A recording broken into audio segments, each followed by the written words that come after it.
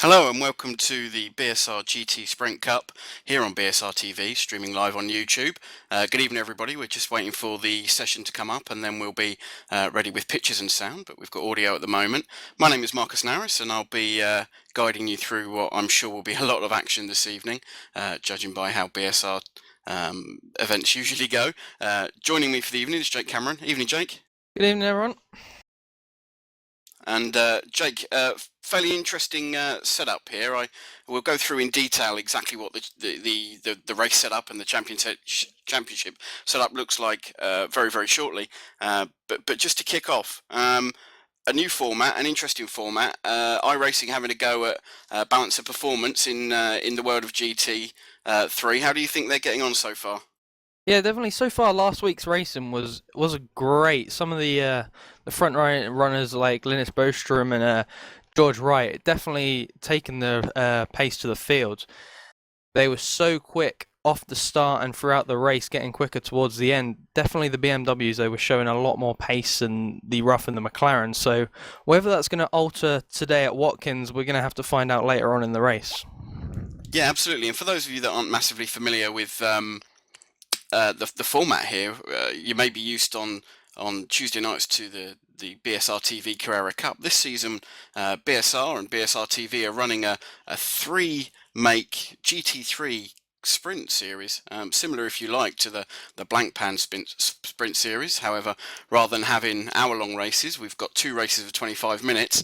The races featuring the brand new to the service BMW Z4 GT3, also the Ruf track car that many of you will be familiar with, and the McLaren MP412C.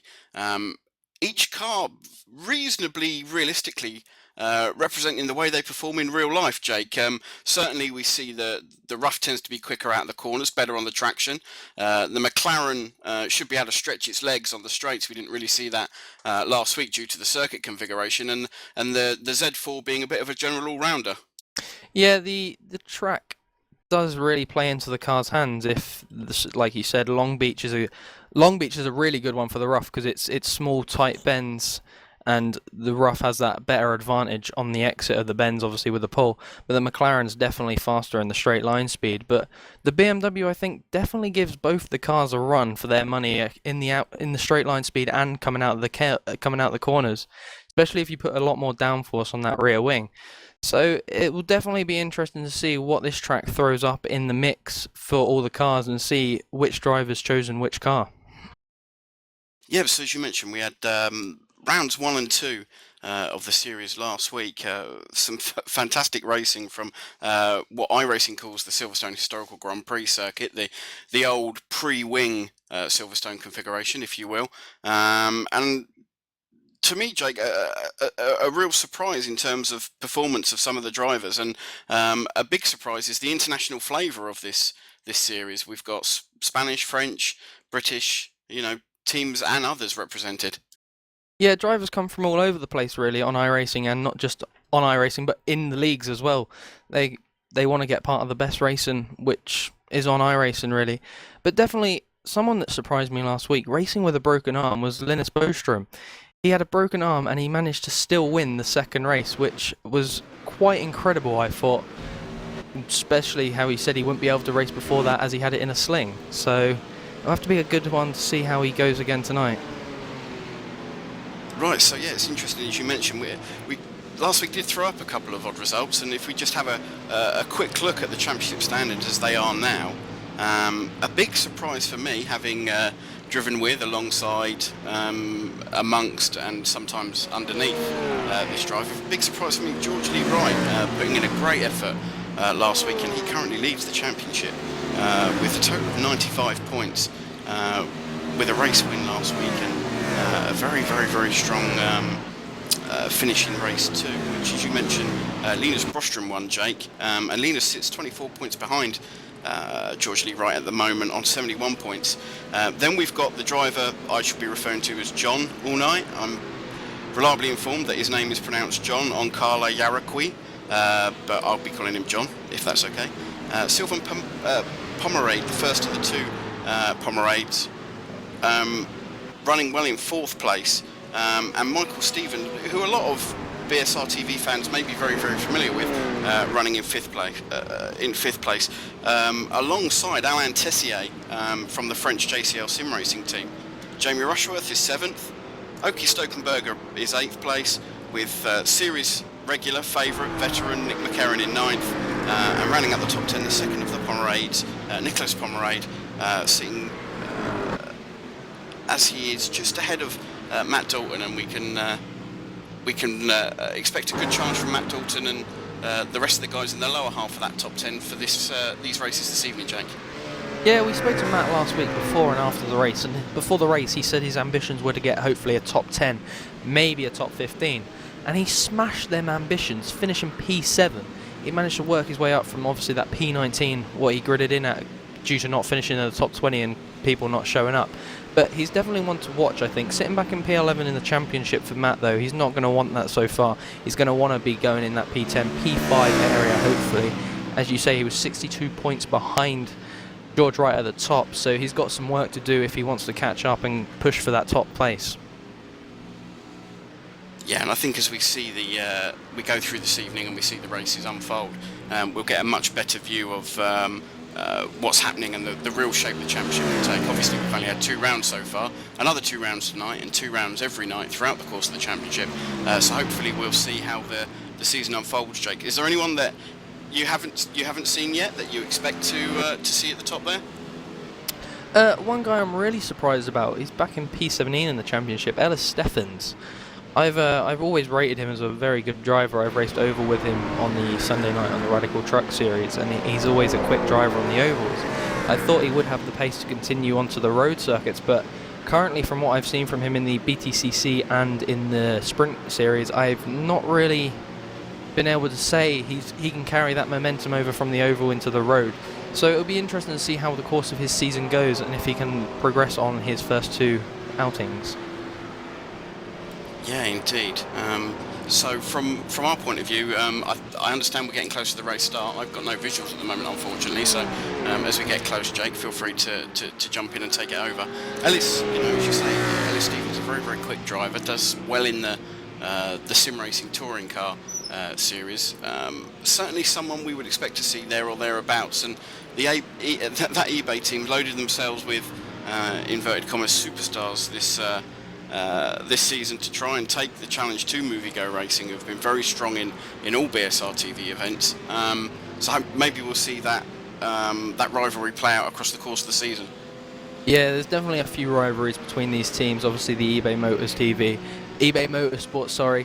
George Wright at the top, obviously for the eBay team. Then Movie Go, Linus Broström second. So there you go again. That battle is still going to progress as you go through the table.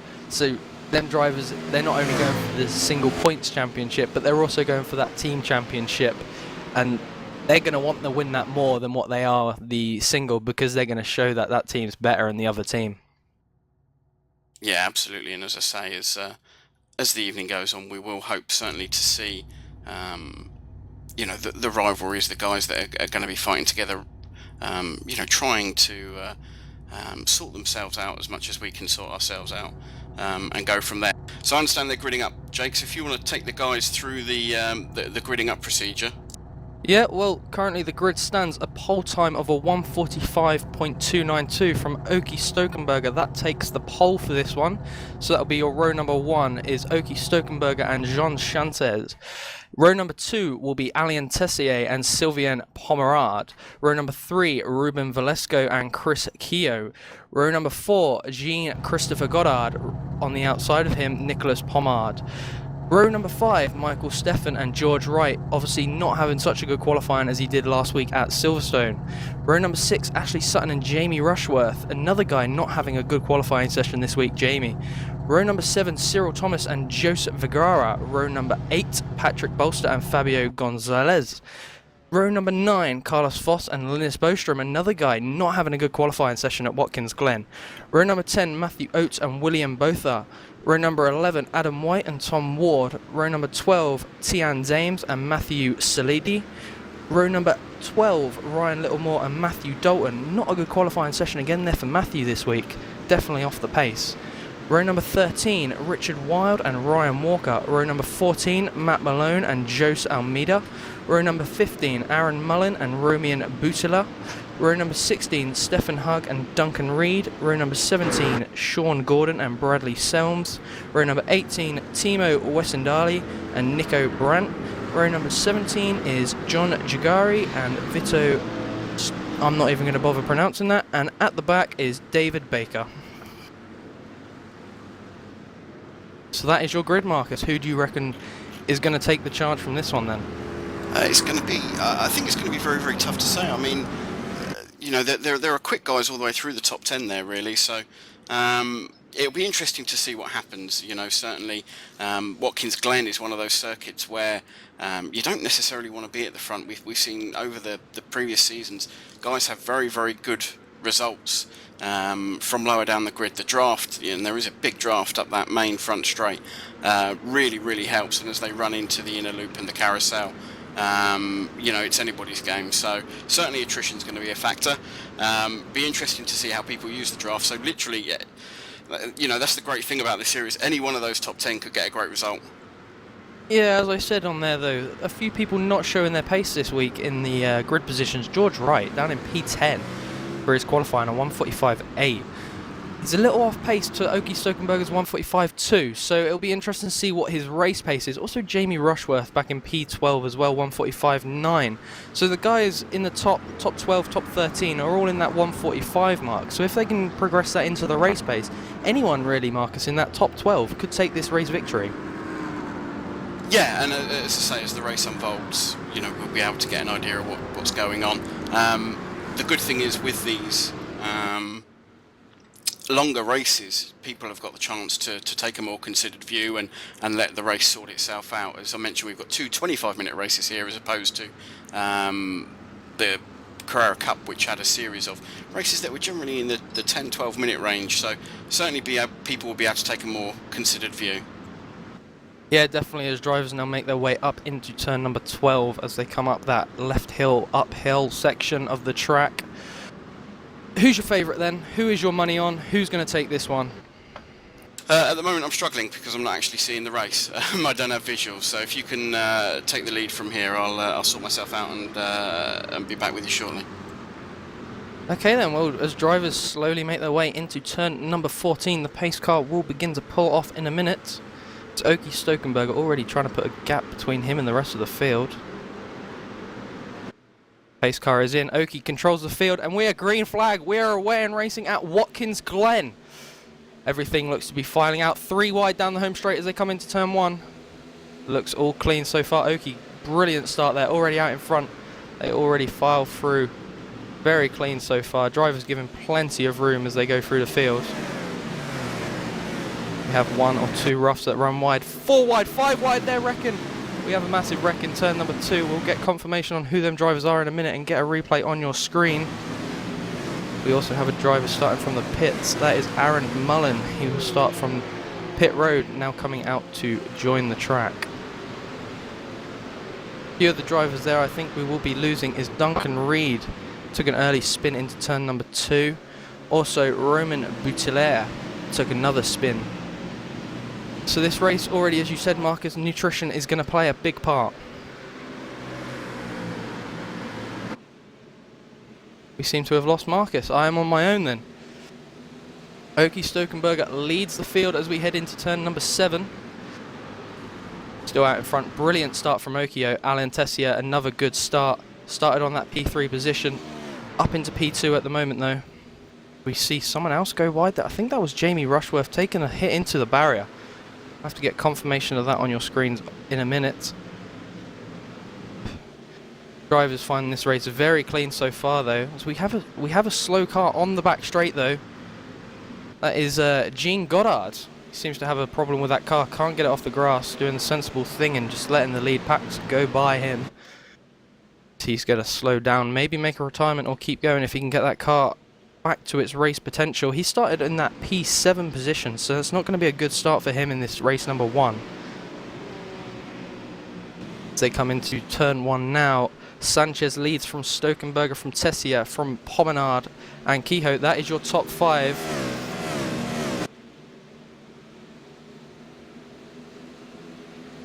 drivers definitely starting to file out now, thinking we're going to take it for the 25-minute run. No overtaking silly early on into the race. Nico Brandt starting at the back there, gets that horribly wrong into turn 1 and nearly makes a spin of himself. That wouldn't have been good for Nico. Experienced IndyCar road driver, helps the community out a lot.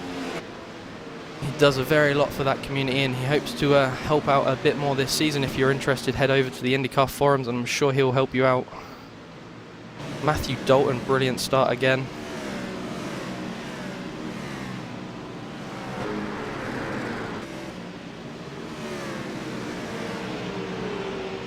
But Oki Stokenberger definitely losing from the field now, as Sanchez manages to pull away. He's now got a 1 second gap just after a lap of leading, followed by Tessier and Pomenard, both them Money Go Racing teams. So it'll be interesting to see how this race plays out into their hands and see if they can overtake the eBay Motorsports team in the team championships, as I think I'm now joined by Chris Cohen in the commentary booth. Indeed, a bonus for all the BSR TV viewers, or a penalty if you happen to see it that way. Definitely, Chris. This race has been a good one so far. Obviously, Oki Stokenberger losing out his first position to Sanchez. Don't know what happened there, but Sanchez definitely pulling a big lead away. Well, Sanchez has got a lot of pace. It's obvious in that Team Iberica Racing livery, and Stokenberger's under all sorts of pressure now from Tessier as well, having a look down into turn 1, but not making a move just yet. Yeah, definitely, as you said, he's going to be all over the back of Stokenberger, coming into turn number 3, up through the S's. He's going to be wanting to make that move, go into the carousel. Hopefully he can make that late break and stick. But as we look back into the middle of the field, George Wright, P8 already, he's made up 2 positions within the first 2 laps. Jamie Rushworth, another guy making up 2 positions. We already see some early retirement of Sean Goddard. Actually, no, we don't. He's managed to bring that car back out on track after that early turn 1 crash. He got up high into the outside barrier, rolling that car over. So his pit crew have done a very good job to bring that one back out, Chris. Yeah, unusual to be able to continue after rolling the car, but we all know how dodgy the iRacing physics are, and sometimes that might work in your favour. Ooh, Tessier looking down the inside as we get to the toe of the boot, and with the chicanes on this particular layout, it's a big difference from the main straight, the amount of drafting that's been reduced. Yeah, drivers have to now think a bit more careful going into that bus stop. You can't just now dive it on up the inside into the carousel. You now have to think about the bus stop, before going into the carousel, which is going to give drivers more of an advantage, more of a run if they can get onto the inside line going into that carousel. As we see a spinner there in your background, that is inside the top 10. That could be George Wright, in fact. That looks like Wright's still going. That's Jamie Rushworth there, running P10. So that's an unfortunate one there for Jamie. He was hoping to have a better race this week than he did last week, so he's going to have to rely on race number 2. Unusual mistake from a top driver, and Rushworth, of course, the last season's BSR champion, the champion of the touring cars, unbeaten all season and clearly having trouble out there on the track. Yeah, it drops him down into P22, so he's not going to be enjoying this race after that spinner. But George Wright, again, a really good start from him. He's not shown the pace so far from last week at Silverstone, but there's still, as we say, about 20 minutes left of this race, as 5 minutes have passed already. It'll be interesting to see as we go through how he can progress through that field and into the top 5, maybe top 3, and push for that podium. Matthew Dalton not having the strongest of races either this week, Chris, as we have a car go off into the wall there. Massive wreck there. Matthew Sedidi. It's a horrible wreck for him there, coming out of the bus stop. We were on about that a minute ago, Chris. Not being able to brake, and that's just got the better of him. It's difficult corner at the best of times. It's so flat, as in the way in is the same as the way out, but you're carrying a lot more speed on the way in than you are on the way out, so it's a different line to come out. Also, we seem to have lost Matt Malone. I'm not sure what's happened to him. Also lost Nico Brandt as well. There must have been something we've missed there earlier on in this lap. We'll have to try and find a replay of that for you. Ash Sutton is down in 37th place, so something's happened to him.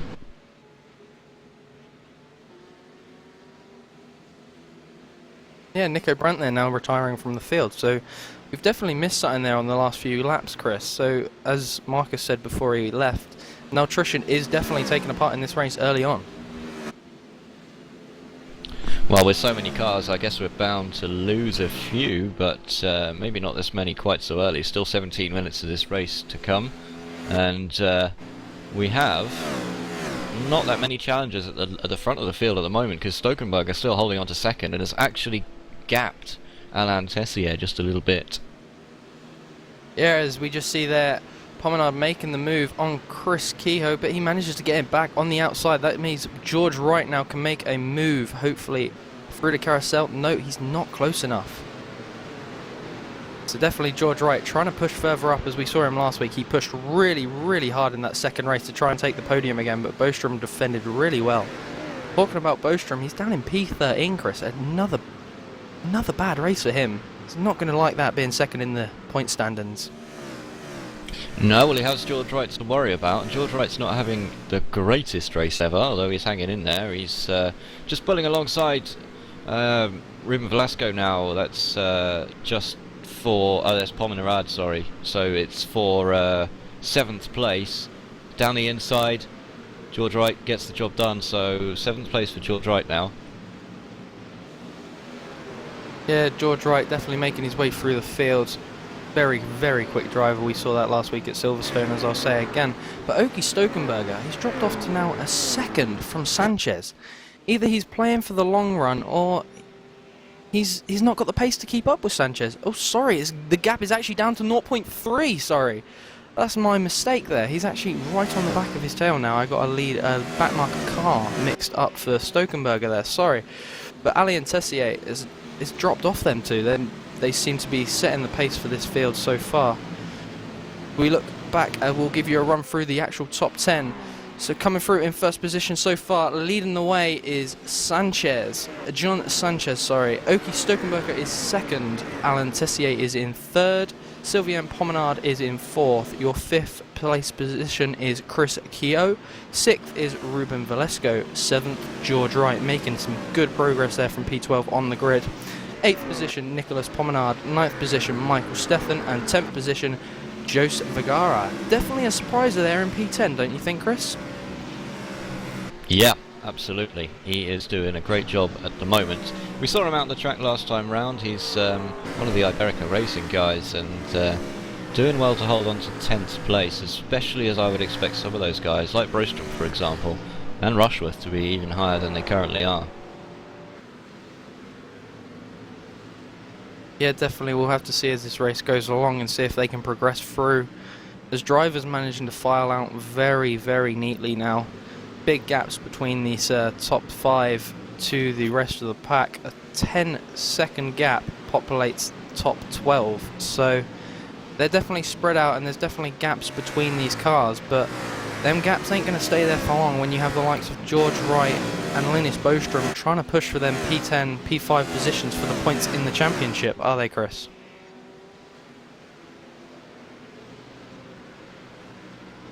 We seem to have lost Chris for a minute as well, so I'm back onto my own, but Matthew Dalton making some good position starts as well. Started back in that P20 position, P26 position, sorry, should I say, already up into P16. So he'll be looking to make another move up the inside there of Matthew Oates into turn 1. Will he be able to hold it? Oates not being able to get the cut back into 2. Matthew Dalton up into P15 position. Brilliant start from him in the first few laps. Oki Stokenberger, though, seems to have dropped off of Sanchez again. Now the gap's down to 0.5 seconds, so definitely he seems to be reeling him and then dropping off again, but we'll have to see as that progresses through the race. There's only now 15 minutes of the session remains, so we've had 10 minutes of the race. Tessier all over the back of Stokenberger as well, so this top 3 pack is definitely battling. Well, it's 3 guys who haven't really featured at the front of any races so far, so difficult to say, but Sanchez is doing a great job at the moment. No mistakes, just holding on to it. Yeah, as the early retirements we said earlier on, Matt Malone's managed to get his car back out on track, and same as Ashley Sutton, as he's now the first car in front of the leaders. He's going to be yielding for them in a minute on the home straight, hopefully. allowing the leaders past and to continue on with their race. But we still don't have no confirmation on what happened to them, do we, Chris? No, I don't have any information on that, unfortunately. But gonna give the award for the least interesting paint scheme, I think, to Oki Stokenberger, currently running in second place. Definitely that plain white machine, not one of the prettiest things we've ever seen on iRacing. I prefer the bright pink, same as Ruben Velasco, I think it is, or Chris Keogh. Yeah, Chris Keogh, that bright pink car. Can't get a better paint scheme than that. George Wright still running P7 though. Not really got any hopes for this race, I don't think, now running back in P7. He's 4 seconds back, nearly 5 seconds back from the leaders, so it's going to take a lot for him to move up into that P3, maybe a podium position. So I definitely think that's out of his perspective for this race, but maybe into race 2 when we get that reverse grid order, obviously for the top 20, we'll have to see how that plays out for him, as he'll obviously be starting further to the front than what he did, further to the back, sorry, than what he did in this one. Vergara is currently the man in 10th position, so he is on for the reverse grid pole, should it stay the same, but it's quite a long way to go until the end of the session, so you never know. But no point in hanging out in 10th if you can move up, but he's dropping back now from Michael Stephen in 9th, so unless Patrick Bolster in 11th can catch him, it looks like that reverse grid pole might be his. Yeah, definitely that. Is it top 10? I must have got that mistaken there. I thought it was top 20, but obviously I'm mistaken with a BTCC. So definitely looking through the field there, there is some unusual characters to beat outside of the top 10. As you see, Jamie Rushworth, he took an early spin. He's down in P19. Matthew Dalton outside the top 10, not having the best of qualifying session. Remember, he qualified P26. So he's made a real good move, Chris, to get up into P14. Yeah, Dalton is a hard charger, let's put it that way. Currently 13th, Richard Wild now down to 14th, and Fabio Gonzalez is Matt Dalton's next target. He's quite a long way up the road though, so that's a 7-second gap, and it might be beyond his reach. Yeah, Linus Bostrom there was running into running P13. We seem to have lost Linus. He's down to 21st position now, I can tell you. He's lost a lot of track time, and he's sort of sandwiched between Timo Wesendahl and David Baker. It's definitely going to put a big twist into the championship standards at the moment then, with obviously George Wright, leading the way, and Linus Bostrom in second. George obviously running P7 at the moment. Linus Bostrom down in P21. It's definitely going to shape things up. Jamie Rushworth obviously in that top 10 in the championship as well, running P17. So it's definitely going to shape that championship up a little different after round number 3, Chris. It will do, definitely, and it just goes to show different drivers have different pace at different tracks, and despite putting in as much practice as you like, which is always going to make you slightly faster, you're going to be at a disadvantage at some tracks and an advantage at others just because of your natural driving style and the driving style of everyone else around you. Yeah, we mentioned this before the race though as well, the cars, the new GT3 BMW obviously. Currently, we see them running in the top 10. The whole top 10 is BMWs.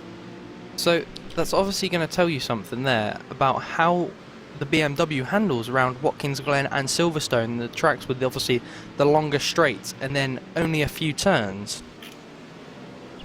Well, I'm just looking down the field. I think 12th place is the highest non-BMW at the moment, and it's the McLaren of Fabio Gonzalez. But I just think it's the BMW's recent release on iRacing that means that everyone's chosen it. Yeah, definitely in the GT3 series we've seen a lot of the BMW fields. I think one top split was actually full of BMWs. The full 24 cars were all BMWs. So that definitely tells you something about how iRacing have played these cars out, as you don't really see that normally with the Gen 6 when the Ford Fusion came out, or when the Toyota came out, for example. We still saw that grid of Chevys and the Fords along with the Toyota. But GT3, I think the BMW does carry a little more of an advantage over the Ruf and the McLaren. Whether that's just me and my opinion, or if others think that as well, Chris. I think we'll have to wait to see how the rest of the season plays out to get confirmation on that one, but it's an interesting one to watch anyway. The highest placed RUF, by the way, is Stefan Hug, who is currently running in 18th place. Maybe we can catch up with some of the drivers after this and ask them, especially the non-BMW drivers, and ask them if they were struggling on pace compared to those big beefy German machines. Yeah, they're definitely shown to be the more stronger one, as the gap between Oki, Stokenberger and Sanchez has now gapped to a 0.6 second lead. So still Stokenberger's definitely in there for a chance, same as Tessier and Pomenard, the top 4 all running within a second of each other before you then get to Ruben Velasco, who is 4 seconds back from the leaders. So that top 4 definitely now stretching the gap between the rest of the field, Chris. Yeah, and we know Sanchez is extremely fast. Stokenberger is he hasn't found a way round yet, and he's slipping back into the clutches of Pomerad. Alain Tessier 4th, but that gap between those lead 4 is probably about half a second right now. Velasco 5th. Here comes Stokenberger on the outside. He's not going to get the job done there, and he's going to come under threat now from Sylvain just behind, and he was risking that by looking down the outside, I feel. As you watch that battle up there, I'm watching the battle for P8 here between Nicolas Pomenard, George Wright, and I think it must be Joseph Agar. Maybe not. I could get that wrong. It could be Michael Steffen, sorry. But definitely they're a big battle here. George tried to get him under the bus stop, but couldn't. He's now straight, and George spins. Big crash there into turn number 6. Oh, big dear. one. And George Wright's, where is he going? He's rolling around the track. He can't reverse there. Well, he shouldn't be reversing there, and he's come off a lot worse from that, but he just forgot to press the brake. He was all over the back of Michael Steffen there. Definitely not the way they want their race to finish. So that's 2 championship contenders now, Chris. They're going to be down the field. This is definitely going to shake the championship up so far, but George Wright definitely there at fault, running too close to Michael Steffen going into that turn, and just got it horribly wrong and forgot to brake, obviously. But that played out very well there for Nicolas Pomenard. He's now going to be up into that P7 position, so he's going to stretch that gap between him and the next runner, which I think could be Jose Vergara. That's going to work out well for him as well. We're saying he would want to move forward the positions from P10. Obviously, you get more points as you go forward, but the second race you finish P10, you obviously start on pole position. We've also lost another driver there, Stefan Hugh. We're on about the top running Ruf. We seem to have lost him. Yeah, just coming out at the toe of the boot. Unfortunately, Hugh was a little bit aggressive on the throttle, got wide, and when the rear end of that car swings out, it's like a massive pendulum, and it's very difficult to stop, and he's into the barriers. Yeah, I think we've now got Marcus back as well, I think. Yep, get in there, guys. Apologies for that. Thanks for taking over for me. Much appreciated. Good to see you back in. As we just run through your top 10 quickly, we see Jean Sanchez with now a 1 second lead over Oki Stokenberger, your P2 position driver. Sylvain Pomenard sits in P3. Alain Tessier is in 4th. Ruben Velasco is in 5th. Chris Keogh is in 6th. Nicolas Pomenard, brother of Sylvain Pomenard, sits P7. Joseph Vergara moves up 2 positions after that spin with Michael Steffen and George Wright. P9 is Patrick Bolster, and Michael Steffen still running out in that P10 position, Chris. Definitely a good recovery from him. Yeah, he's doing well, considering, well, he's not far behind now. Pat Bolster just up in front of him. Dalton has benefited out of this quite a lot, because he's now up to P12. Just having a look, he's still 6 seconds behind Gonzalez in 11th. Oh, someone's gone wide. Oh, well, I thought someone, maybe that was a back marker in actual fact, just slipping off at the edge of my my vision there. Or maybe I'm seeing phantom BMWs because we have so many of them out on the track there. But hopefully we've got Marcus back into the session now. Yeah, absolutely. I mean, it's fairly interesting just picking up on what you were saying there. The big surprise to me is that very, very few of the quicks Carrera Cup drivers are quick in the GT3 series. Alain Tessier was usually at the front, and he finds himself back there again. Oki Stokenberger was always reasonably quick, but very, very consistent in the Carreras, and really from the top 10 they're the only names you really recognise. Michael Stephen we know, and he seems to be suffering from his usual problem of being very, very quick but a little bit inconsistent and not getting the results maybe he deserves as a result of that. But out of that top 10, there's only really one or two that we traditionally see as quick drivers. So, you know, the move to this GT format and the introduction of the Z4 is really shaking things up. Yeah, definitely. Talking about that top 3 again, though, Alain Tessier has actually managed to get past Oki Stokenberger. So that's another position where we didn't miss that on the camera. I think that was going into turn 1. Tessier just got him under braking and managed to hold it coming out into turn number 2. So that's another position there for Tesla moving up the field. But this race has really played out into Sanchez's hands now. A 2-second lead over the rest of the field. So definitely he's just got to sit and ride now, Marcus, and not push too hard and overstretch them, overheat them tyres and push too hard that he's not got enough fuel for the end of the race. Yeah, absolutely. I mean, it certainly looks like Juan Jose Sanchez at the front has got everything he needs to bring this victory home. In terms of lap time, he's consistently running in the high 145s, matching certainly the speeds of those around him. Alain Tessier, for example, has very, very similar lap times over the last 3 or 4 laps. So it looks like it's settled down a little bit. One thing that might add to the excitement is George Lee Wright has come out of the pits in 33rd position, immediately behind Ashley Sutton, who's in 32nd position, who's out of the race already in 32nd position, but they've come out just behind Sylvain Pomerade in the number 7 GT3. So it'll be interesting to see how patient George is with trying to make up position through the field. Yeah, George definitely had that accident earlier on into turn number 8, I think it was, when he got too close onto the bike of Michael Steffen and sent them both around into the wall. George's title hopes are still alive, but he's definitely going to lose some ground on Linus Bostrom being at the top. Linus is definitely going to gain on them positions and points. So Linus obviously not having the best of race at the moment, back in that P17 position. He's not really set him alight this week, I don't think. That broken arm maybe playing into the account this week, maybe giving him a little more pain and discomfort than what it was last week, but definitely struggling though, Marcus. Yeah, absolutely, and as we've seen historically throughout these championships, consistency is absolutely the key. And as we say that, Ashley Sutton and George Lee Wright have done what we hoped they wouldn't do and come together. Lee Wright has got into the back of Ashley Sutton and thrown him around, and luckily for the remainder of those top 10 places, that these guys were firmly ensconced in their battle, albeit a lap down. They were lucky not to cause any problems, and yeah, I'm fairly certain that Ashley Sutton won't be pleased about that. As we move into the what I assume will be the final lap of the race, the time has ticked down to 0 for the session. So Juan Jose Sanchez looking reasonably comfortable. 1.6 seconds behind him is Alain Tessier with the first of the Pomerades, Sylvain Pomerade, 3.5 seconds behind. Oki Stokenberger running just under 4 seconds away from Sanchez now. So certainly, Jake, from that point of view, it doesn't really look like there's going to be a big challenge coming on Juan Jose Sanchez in this final lap. Maybe Tessier can force something, but I think he's probably left it a bit late.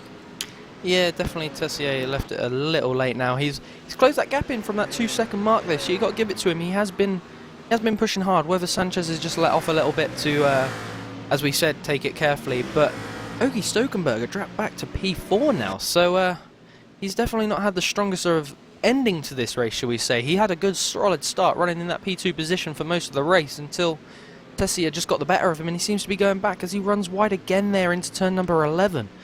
But going back to that George Wright incident, I thought he would have learned after getting into the back of Steffen, but obviously he's still just pushing that extra hard, and I don't know what he was doing. Race control may have a look at that at the end of it. We may see a penalty for him, but we'll have to leave that down to race control. Definitely Ashley Sutton will not let that slip though. Formula 3 racing driver, I think he is, or Formula Ford, one of them two. You'll have to correct me on that, Marcus, but as we see, Sanchez comes across the line. Yeah, Sanchez takes the race win. Time counted down halfway through that last lap, so that was indeed the final lap. So Sanchez takes a reasonably comfortable victory, albeit from a closing Alain Tessier, who finally finished 0.7 of a second behind him. But it's difficult to know how much of that was Tessier pushing and how much of that was Sanchez maybe taking it a little bit easy towards the end. And indeed, very much slower from Sanchez that last lap. At 1:46 is his slowest lap, his slowest of his final 5 laps. So certainly he felt that he had the race in the bag. He'd done enough and was just happy to bring it home. So the official race result is number 10, Juan Jose Sanchez from Alain Tessier, who's second. Sylvain Pomeray made it into 3rd place, as you said, Jake, getting past Oki Stokenberger, who has to take 4th place. Ruben Velasco in 5th place in the number 3 machine, just ahead of Chris Keogh in the 505 BMW Z4 GT3.